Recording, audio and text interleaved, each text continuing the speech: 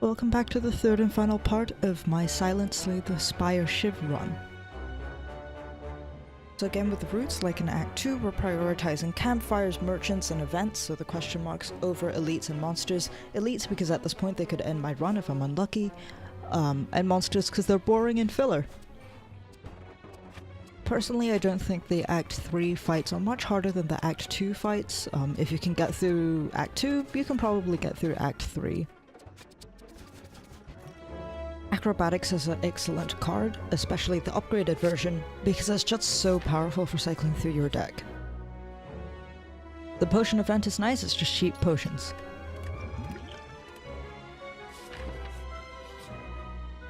The Madness event is really good. There are very few situations in which picking up those Madness cards will ultimately hurt you, and 7 HP is not a huge price. In contrast, I hate this sort of card matching one. Basically it's like getting a random card. There's also a chance of accidentally picking a curse card. Occasionally I'll mismatch the cards on purpose to make sure I don't get anything new from this event.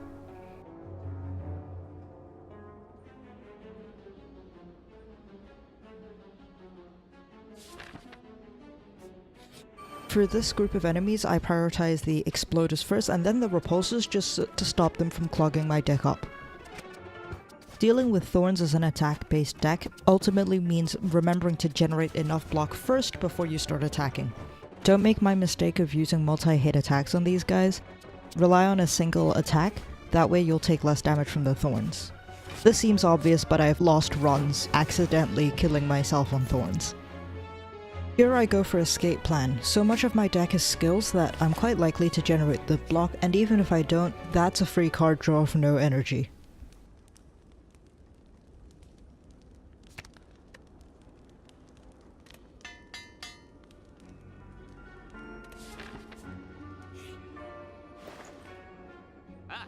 At the shop we remove a defend and also get prepared plus, just again letting me cycle through my cards faster, nothing really groundbreaking.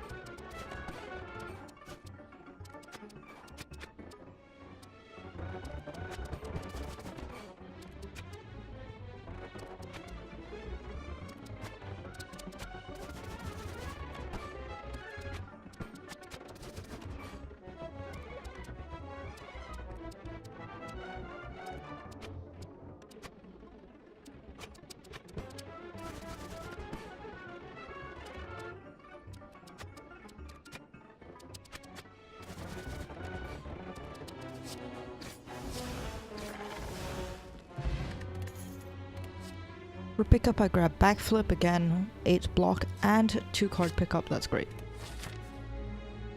You can avoid triggering Cursed Key by simply skipping any chest you come across.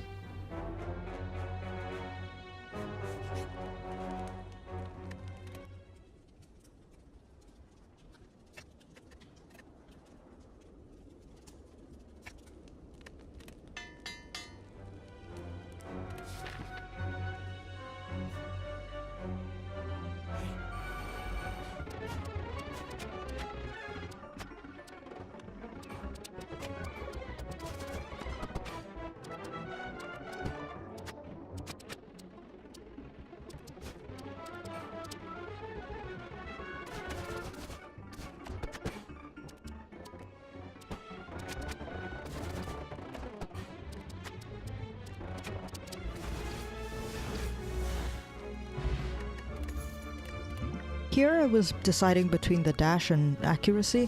Getting more accuracy would have made it hilarious. I ultimately went with dash just to be a little bit safer. As you may have noticed, I play quite cautiously. I do think I could have gone more aggressive here and picked up that second accuracy, but in the end that dash didn't hurt.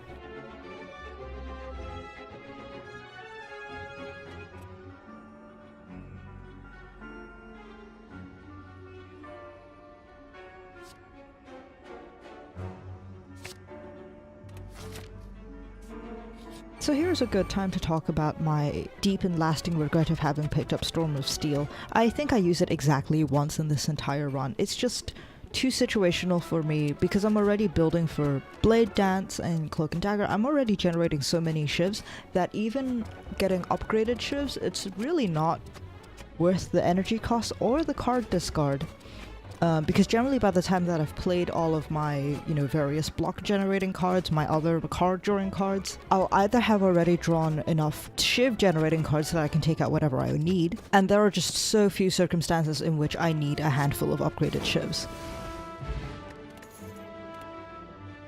Blur might be the strongest defensive card that the Silent can pick up, no contest. It's even better if you have high card draw or a small deck, because then you can get into what I call a blur lock, which is where you constantly play blur so you always have the effect, and it winds up being a poor man's barricade.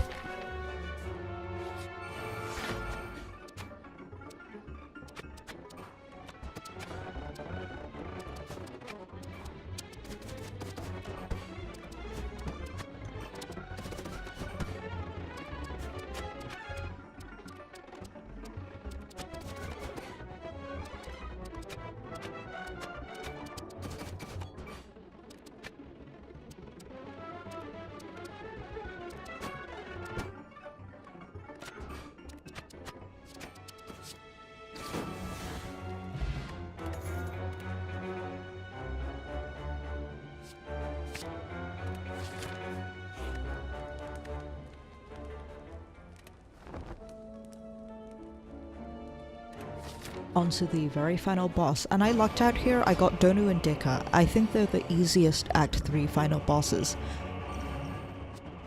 So their attack pattern is that one of them will attack while the other one buffs. Donu is the one you want to focus on because Donu's buff adds strength to both of them, whereas Deka's buff, I believe, just gives you dazed cards.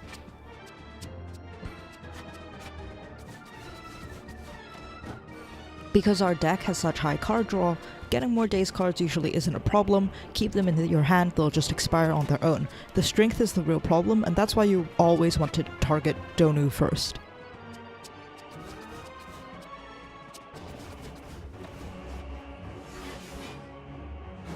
Here I want to slow down and give a play-by-play of my thought process during this turn because it's a pretty good illustration of what I'm usually thinking when I'm playing with this deck at this stage. So I know I'm going to take 36 damage, so my priority is hitting 36 block and /or neutralizing weakening Deka.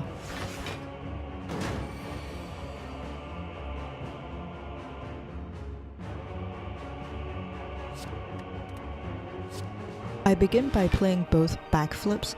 That gives me a 16 block basis plus 4 extra cards. I draw my blur, great, I'm definitely going to play that. But I've also drawn more zero cost card draws, so I'm going to play those first. Since I've already earmarked that last energy for blur, the 2 1 cost cards that the first prepared draws up are no use to me. I chuck the 2 cost card and the defend because I've got better cards to be playing. Then I check my deck to see how many zero cost cards I've got left. I've actually got quite a few, so it makes sense to use that second prepared. Lo and behold, I draw 2 of them. Throughout this I'm keeping the dazed cards in my hand just so they'll exhaust themselves. I'm definitely going to use Deflect. I may as well use Escape Plan now and see what I get. The card I get unfortunately isn't a block, but it is Neutralize, and Neutralize means I can weaken Deka, which takes him from doing 36 damage down to doing 24, and that's just enough to be covered by my final blur.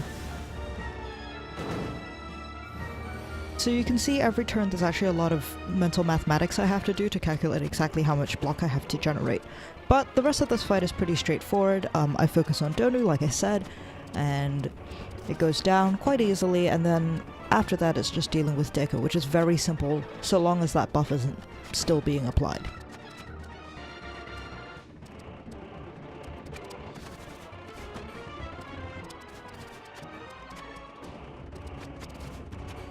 Again, getting more dazed cards in this deck doesn't really matter much because we have so many cards that let us draw other cards, it rarely becomes a problem. They just need to sit in your hand for one turn, then they'll exhaust themselves.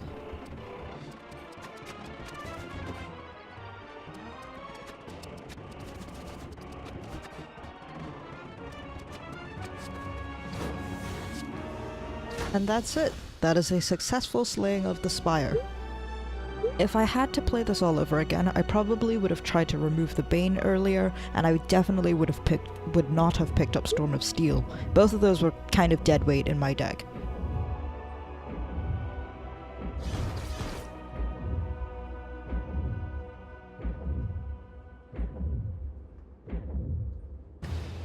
So this actually is my first successful Shiv-based run, but I hope that this series helped you, and good luck on your future runs.